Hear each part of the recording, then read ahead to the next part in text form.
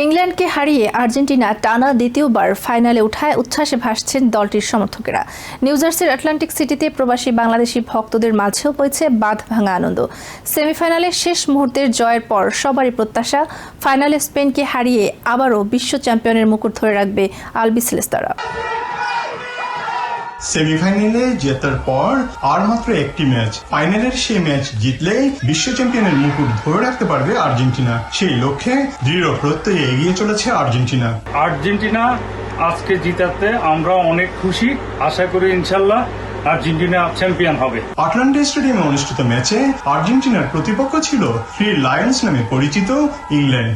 খেলা Argentina win করছে, এই জন্য আর্জেন্টিনাকে স্বাগতম জানাই। আমরা আগামী ফাইনালে আর্জেন্টিনা উইন করবে এটা আমরা আশা রাখি। ম্যাচের 85 মিনিট পর্যন্ত আর্জেন্টিনা 1-0 গোলে পিছিয়ে থাকলো। শেষ মুহূর্তে তাদের অবিশ্বাস্য প্রত্যাবর্তন মুগ্ধ করেছে সমর্থকদের। বিশেষ করে দলনেতা লিওনেল মেসি ছিলেন দারুণ ছন্দে। আজকের এই সেমিফাইনাল আমরা বাংলাদেশ অ্যাসোসিয়েশন অফ সাউথ জার্সিতে আর্জেন্টিনা বনাম ইংল্যান্ডের সেমিফাইনাল খেলা উপভোগ করছি। আর্জেন্টিনা জিতাতে তাদেরকে আন্তরিকভাবে অভিনন্দন জানাই।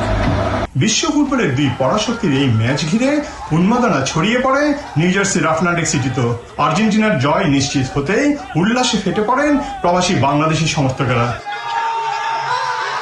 সমর্থকরা আশা প্রকাশ করেন আর্জেন্টিনার এই জয়যাত্রা ফাইনাল ম্যাচেও অব্যাহত থাকবে এবং শেষ পর্যন্ত বিশ্ব চ্যাম্পিয়নের মুকুট ধরে রাখতে পারবে দলটি।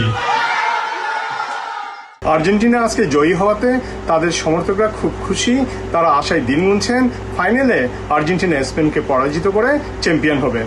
Subrata Chowdhury, TVN 24, Atlantic city, new jersey, America.